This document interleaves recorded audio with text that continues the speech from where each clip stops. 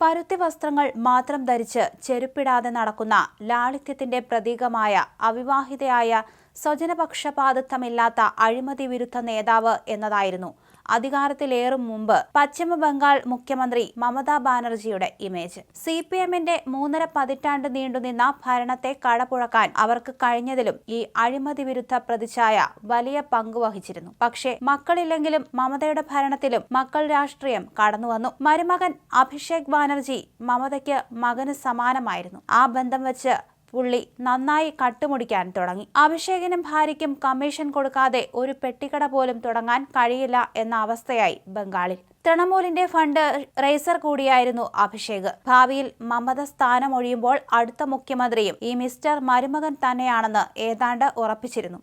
പക്ഷേ ഇപ്പോൾ മമതയും മരുമകനും അടിച്ചുപിരിയുന്നു എന്ന വാർത്തകളാണ് ബംഗാളി മാധ്യമങ്ങളിലൂടെ പുറത്തുവരുന്നത്. അഭിഷേക് പാർട്ടി പിളർത്തുമെന്നുവരെ സൂചനകൾ വരുന്നുണ്ട്. ഇതോടെ പഠിച്ച പണി 18 ശ്രമിച്ചിട്ടും ബംഗാളിൽ ഭരണം പിടിക്കാൻ കഴിയാത്ത BJPയുടെ മനസ്സിലും ലഡു പൊട്ടുകയാണ്.